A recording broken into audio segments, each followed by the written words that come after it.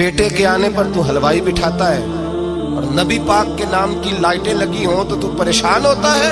ہم سے کبھی پوچھ تجھے بتائیں بس نہیں چلتا ورنہ تاڑے توڑ کے چھتوں پہ لگا دیں. بس نہیں چلتا فرشتوں کو بھی کہیں آؤ ہمارے ساتھ شامل ہو جاؤ, آمد مصطفیٰ مرحبا مرحبا کا نعرہ لگانا ہے.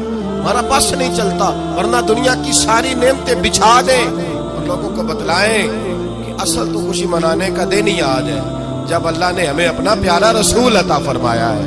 اور ہمارے امام تو کہتا ہے میلاد نہ کر, ہمارے امام نے تو کہا حشر تک ڈالیں گے ہم, حشر تک. یہ 2-4 دن کا تو پروگرام ہی نہیں ہمارا, حشر تک ڈالیں گے ہم پیدائش مولا کی دھوم اور مثل فارس نجد کے گلے گراتے جائیں گے.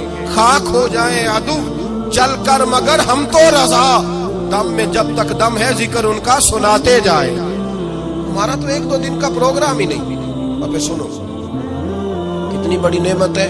حضرت عباس سے کسی نے کہا تھا اللہ کی سب سے بڑی نعمت, تو بخاری اٹھانا, فرمانے لگے محمد النعمت اللہ. بخاری یا بخاری, فرمایا محمد اللہ کی سب سے بڑی نعمت ہے, صلی اللہ ہو, یہ سب سے بڑی نعمت ہے. کچھ کر تو صحیح نہ یار. ایک مجھے کہنے لگا نہیں وہ 9 ربیع الاول کو آئے تھے, تو میں نے کہا 9 کو میلاد مناؤ, کوئی مسئلہ نہیں. 9 کو میلاد مناؤ, کوئی مسئلہ ہی نہیں. ہم تو سارا سال مناتے, بس 9 کو مناؤ نا بھائی. کون کہتا ہے عید نہیں ہم کہتے. میں نے کہا چلو جشن میلاد کہہ لیا کرو, کسی طرف آؤ تو صحیح نا بھائی, جشن میلاد ہی کہہ لو. یہ کہہ لو تم نے خوشی منانی ہے تو محفل میلاد کہہ لو, نہ عید کہو. عیدیں 2 ہی ہیں. میں نے کہا نہیں وہ بھی تیری غلطی ہے. میرے نبی نے کہا ہر جمعہ میری امت کی عید ہے. اور قرآن پاک پڑھ, قرآن پاک پڑھ. حضرت عیسیٰ کہتے تھے یا اللہ جب تو من و سلوہ نازل کرے گا وہ دن ہمارے لیے عید کا دن ہوگا. اور سیاستہ پڑھ. حضرت عمر کہا کرتے تھے جس دن دین مکمل ہوا یوم اکملت لکم, یہ آیتیں نازل ہوئی تو فرمایا وہ دن ہمارے لیے عید کا دن تھا. یہودی ہمیں کہتے تھے یہ آیتیں ہم پہ آتی تو ہم عید مناتے. یہ بھی تیری غلطی ہے کہ عیدیں 2 ہی ہیں. رب جب بھی کسی کو دید کرائے وہ عید کا ہی دن ہوتا ہے, وہ عید کا ہی دن ہوتا ہے بھائی. ہمارے لیے سب سے بڑی عید یہ ہے, اس لیے کہ باقی عیدیں اسی عید کا صدقہ ہے صلی اللہ تعالی علیہ. تو عید میلاد النبی پہ اظہار مسرت کرنا, خوشی کا اظہار کرنا, خوشی کا اظہار کرنا, یہ تو ایمانی تقاضا ہے, یہ تو روح کا تقاضا ہے, یہ تو اندر اچھلتا ہے. شریعت جتنی ہمیں اجازت دیتی ہے اتنا ہم کرتے ہیں. اور کوئی میلاد کی محفل میں کوئی ایسا کام نہیں ہوتا جو شریعت سے ٹکراتا ہو. پہلے کیا ہوتا ہے تلاوت, منع ہے قرآن پڑھنا. دوسرا کیا ہوتا ہے اتنا درجہ ہے نعت کا. اب تو نہ نعت پڑھنے والے رہے نہ سننے والے رہے, دونوں میں ہی کمی ہے. اور میں اکثر کہتا ہوں نعت پڑھنا اتنا کمال نہیں جتنا سننا کمال ہے. سننے والا کوئی ہونا چاہیے, نعت سننا زیادہ معنی رکھتی ہے. اس کی وجہ یہ ہے کہ نعت پڑھنا صحابہ کی سنت ہے اور سننا محمد مصطفیٰ کی سنت ہے. اور سننے والے کا درجہ, ہاں تیرا درجہ زیادہ ہے اگر تو سمجھے تو. اور اتنا بڑا درجہ کہ حضرت احسان بن ثابت نعت پڑھے تو نبی پاک اپنی چادر ممبر پہ بچھائے اور وہ میں نیچے نہ پاڑی ادھر میرے ممبر پہ بیٹھ کے پاڑا. یہ کوئی معمولی بات ہے؟ رسول اللہ کی نعت سننا. بلغ العلا بے کمال ہی کشفت دجا بے جمال ہی حسنت جمیع. شیخ سعدی کہتے ہیں 3 فقرے لکھے تو چوتھا ہوتا ہی نہیں تھا. میں سو گیا, بڑا پریشان تھا کہ چوتھا فقرہ نہیں بن رہا. بلغ العلا بے کمال ہی کشفت دجا بے حسنت جمیع. چوتھا لکھا نہیں جاتا تھا, نیند آ گئی, میری آنکھ لگی تو محبوب کا دیدار ہوا. حضور نے فرمایا پریشان پڑے ہو؟ میں نے کہا محبوبہ 3 لکھے ہیں چوتھا بن ہی نہیں رہا. حضور نے فرمایا چل سنا نا مجھے. یہ چھوٹا نعت پڑھنا کوئی چھوٹا کام ہے؟ یہ تو ہم نے کھاتا ہی غلط لوگوں کو دے دیا ہے. وہ تو اس قابل ہی نہیں تھے کہ نعت سنی جاتی. بلغ العلا بے, شیخ سعدی کہتے ہیں میں سنانے لگا اور مصطفیٰ سننے لگے. بلغ العلا بے کمال ہی کشفت دجا بے جمال ہی حسنت جمیع خصال ہی. تو حضور نے فرمایا چل سعدی کہہ دے صلو علیہ وآلہ, کہہ دے صلو علیہ وآلہ. فرماتے میں کہتا جاتا تھا اور مصطفیٰ مسکراتے جاتے. کچھ چھوٹا درجہ ہے نہ تو ایمان ہے, نہ تو طاقت ہے, نہ تو تیری روح کو بیدار کرتی ہے. اور شرط ہے نہ تو شرط ہے, شرط یہ تقاضا ہے میں نعت ہو, وہ نہ ہو کہ نعت پڑھے نا. میرے حضرت حضرت صاحب فرماتے ہیں نعت کا مقصد ہے جب بندہ نعت پڑھے تو اس کا دل نبی پاک کے گنبد کی طرف جائے، جب نعت سنے تو اس کی توجہ رسول پاک کی جانب جائے. یہ نہ ہو کہ نعت سنے تو توجہ گانے کی جانب جائے. یہ نہ ہو کہ نعت ہو رہی ہو تو لوگ کہیں میرے کان میں لوگ کہہ دیتے ہیں. آپ یقین کریں محفل میں بیٹھے لوگ کہتے ہیں فلانے گانے کی طرز پہ لاندہ تھی، تو کدھر گیا دھیان اس کا؟ تو یہ نعت تو نے پڑھی ہے، نعت سنی نہیں آج تک. ہاں اگر نعت پڑھنی ہو تو علامہ اقبال کی لکھی ہوئی پڑھا کر، اگر نعت پڑھنی ہو تو شیخ سعدی کی لکھی پڑھا کر، اگر نعت پڑھنی ہو تو حضرت حسان بن ثابت کی لکھی پڑھا کر. اور اگر تیرا دل کرے کہ نعت بھی ہو، جذبات بھی ہو، حسن بھی ہو، علم بھی ہو، عمل بھی ہو، قرآن بھی ہو، حدیث بھی ہو، تو پھر امام محمد رضا فاضل بریلوی کی پڑھا کر، پھر اعلیٰ حضرت کی پڑھا کر. تجھے پتا چلے چمک تجھ سے پاتے ہیں سب پانے والے، میرا دل بھی چمکا دے چمکانے والے. اعلیٰ حضرت کہنے لگے یا رسول اللہ میری سفارش نہ کرو، ڈر لگتا ہے، ڈر لگتا ہے، قیامت کی رات بڑی گہری ہے، سفارش نہ کرو، اس طرح کرو میرا بازو پکڑو اور جنت تک پہنچا کے آؤ، میرا بازو پکڑو اور جنت تک. کہتے میں مجرم ہوں آقا مجھے ساتھ لے. سونیا نہ ڈر لگتا ہے. وہ بچہ کہتا ہے میں نے نہیں باہر جانا، اندھیری رات ہے. ابا جی نال چلو. تو بلا مثال بلا تشبیہ صرف سمجھانے کے لیے، کسی کوئی بڑا ساتھ ہو تو ڈر نہیں لگتا.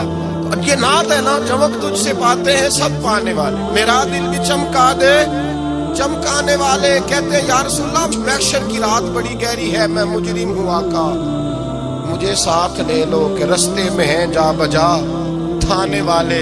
سونیا جرم کر کے آیا اور پکڑا نہ جاؤں کہیں، مہربانی کر مجھے پردوں میں چھپا لے، مجھے مدثر اور مزمل کی چادر کے نیچے کر لے، میں مجرم ہوں آقا مجھے ساتھ لے کہ رستے میں ہیں جا بجا تھانے والے. اور پھر تڑپ اٹھے، کہنے لگے کوئی یہ نہ سمجھے وہ چلے گئے، تو زندہ ہے واللہ تو زندہ ہے واللہ، میری چشم عالم سے چھپ جانے والے، میری چشم عالم سے چھپ جانے. تو بھئی نعت وہ نعت جو اس کا معیار ہو، اس معیار کی نعت. یہ کوئی طریقہ نہیں کہ دو بندے تحفہ لے کے آ گئے، چار اس کے ساتھ نعت خاں صاحب آئے، نماز گھر پڑھ آئے، گھر جا کے دوبارہ پڑھیں. اور میں بات ابھی عرض کروں گا، مجھے یہ مضمون مکمل کرنے دے پھر تقاضوں پہ آتا ہوں. محفل میلاد تو رسول اللہ کے آنے کا شکر ہے. قل بفضل اللہ وبرحمتہ فبذلک فلیفرحوا. محبوب کہہ دے جب فضل ملے رحمت ملے تو پھر انہیں چاہیے کہ خوشی بنائے. محفل میلاد، اور بھائی یہ نہ کہا کر کے یہ پیسے غریب کو دے مسکین کو دے. محفل میلاد میں بات غریب کی ہوتی ہے. ہم بتاتے ہیں کہ یہ وہ دن ہے جس دن آ کے میرے نبی نے بیوہ کی بات کی، غریب مسکین لاچار غریب کی بات کی. یہ محفل میلاد غریبوں کے جلسے کا نام ہے. اعلیٰ حضرت فرماتے ہیں ہم غریبوں کے آقا پہ بے حد درود، ہم فقیروں کی ثروت پہ لاکھوں سلام. یہ میلاد غریبوں مسکینوں یتیموں بیواؤں کے نام کا جلسہ ہے. شکوہ ہے مجھے اس جلسے سے. جلسہ تو میلاد کا ہو پر صدارت چودھری کر رہا ہو، صدارت مالدار کر رہا ہو، وڈیرا کر رہا ہو، کوئی ضرورت نہیں. جلسہ میلاد کا ہو تو صدارت کسی غریب کو کرنی چاہیے، ماڑے کو کرنی چاہیے. ورنہ ضرورت کیا ہے؟ جو حضور کے میلاد میں آئے ہیں وہ سارے مہمان خصوصی ہیں، کوئی عرض نہیں، کچھ نہیں ہونے لگا، کوئی نہیں کھا جاتا. چھوڑیں اس چیز سے باہر آئے تو یہ تو شکر ہے. اور یہ تذکرے جتنے میلاد کے تذکرے ہوں گے اتنی غریبوں کی بات ہوگی، اتنی اسلام کی روح کی بات ہوگی، بیوہ کی بات ہوگی. اور صحابہ تو اس دور میں لوگ کہتے ہیں صحابہ میلاد کرتے تھے.